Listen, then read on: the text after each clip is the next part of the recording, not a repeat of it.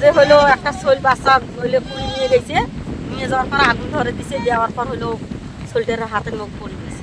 এখানে 12টার দিকে দুর্ঘটনা করছে, কর্তৃপক্ষ এখনো পর্যন্ত কোনো ধরনের ইয়ে করেনি, তারা যোগাযোগ করে নাই। এটা যদি এতটাই ঝুঁকিপূর্ণ হয় তাহলে এটা বাইরে কিভাবে আসলো? এটা তদন্ত সাপেক্ষে যারা এর দায়ী আমরা উপযুক্ত এলাকাবাসী হিসেবে তার উপযুক্ত বিচার চাই।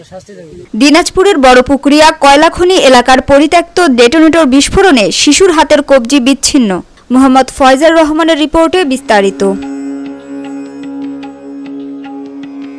দিনাজপুরের বড়পুকুরিয়া কয়লাখনি এলাকার চৌহাটি গ্রামে পরিত্যক্ত ডেটোনেটর বিস্ফোরণে ইলিয়াস হোসেন নামে এক শিশু হাতের কবজি বিচ্ছিন্ন হয়ে গেছে। গুরুতর আহত অবস্থায় তাকে দিনাজপুর মেডিকেল কলেজ হাসপাতালে ভর্তি করা হয়েছে। আহত ইলিয়াসের পরিবার জানায়, বড়পুকুরিয়া কয়লাখনির ভূগর্ভে গ্রানাইট বিস্ফোরণে এই ডেটোনেটর ব্যবহার করা হয়।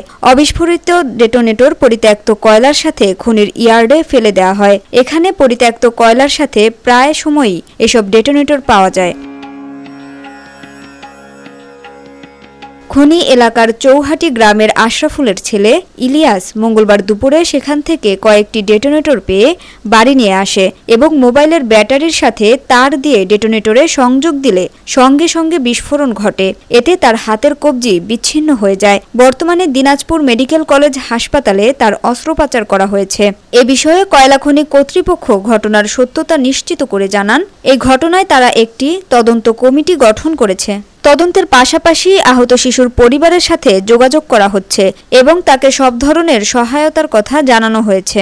যে হলো একটা শৈল বাচ্চা হইলে পুড়ি নিয়ে গেছে, নিয়ে যাওয়ার পর আগুন ধরে দিছে, দেওয়ার পর হলো শৈলটার হাতের মুখ পড়ে গেছে। বাচ্চাটাই আশেপাশে এলে পয়জন ফেলায়, পয়জন হাতে পুড়ি নিয়ে গেছে বাচ্চা। মূলত কয়লাখনি যে সময় থেকে শুরু হয়েছে তখন থেকে মানুষের সঙ্গে বৈষম্য শুরু করে দিচ্ছে। এই দায় কি কয়লাখনি এড়াইতে পারে? আজকে যে ছেলেটার হাতটা নষ্ট হয়ে গেল, এমনও হইতে পারতো যে সে মারাও যাইতে পারতো। এখন পর্যন্ত আমাদের কাছে যতটা নিউজ আসছে, ছেলেটা মৃত্যুর ঝুঁকিতেই আছে, কারণ তার হাতের নার্ভগুলো সবগুলো ছিঁড়ে গেছে। একটা 10 বছরের বাচ্চা কি বলতে পারে যে এইটা এতটা ঝুঁকিপূর্ণ? এটা যদি এতটাই ঝুঁকিপূর্ণ হয় তাহলে এটা বাইরে কিভাবে আসলো? এটা তদন্ত সাপেক্ষে যারা এর দায়ী আমরা উপযুক্ত এলাকাবাসী হিসেবে তার উপযুক্ত বিচার চাই। বাচ্চাটা কোনো রকম জানতে পারছে যে ব্যাটারি দিয়ে এটা বিস্ফোরণ করা যায়। ওই বাচ্চাটা করছে কি, ব্যাটারি দিয়ে, ও কিন্তু জানে না যে এটার ক্ষতি কীরকম, না জানা সত্ত্বে কিন্তু ও ব্যাটারিতে টাচ করছে, টাচ করা মাত্রই ওই বিস্ফোরণ হয়েছে। হাতটা এই কবজি থেকে এখান থেকে 3টা আঙ্গুল এখনো বাসায় পড়ে আছে, ঠিক আছে?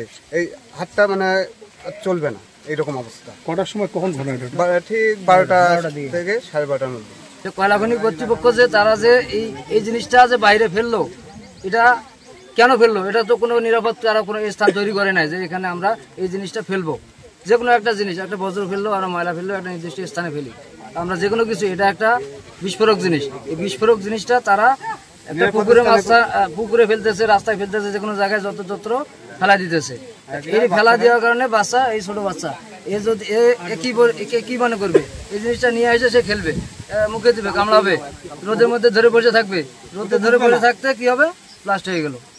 মনে করেন ঘুমিয়ে আসি, ওই ঘর ছান্দে মনে করেন ধুম করি একটা শব্দ হইলো, তারপরে শুনি মুইও বাড়ানো, মায়ও একটা বাউ করি আসি, চালি পড়ে গেল।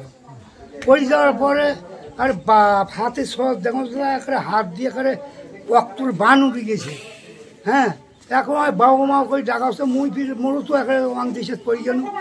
এখন কাক কুতি ডাকাও না ডাকাও, এই তারপরে ফির আর এক নাতি আমার আসলো, আসে এই যে ভ্যান করে নিয়ে গেছে। কি দেখছেন, কি হয়েছে? তাতে মানে নখগুলো মানে শেষে বোধহয়, নখ থাকবে না বোধহয়, শেষে হয়। যে নাতিটা, আপনার নাতির নাম কি? যেটা ক্ষতিগ্রস্ত হলো, আপনার নাতির নাম কি? নাতি কি নাম? ইজাউল। বাবার নাম? আর বাবার নাম আশরাফুল।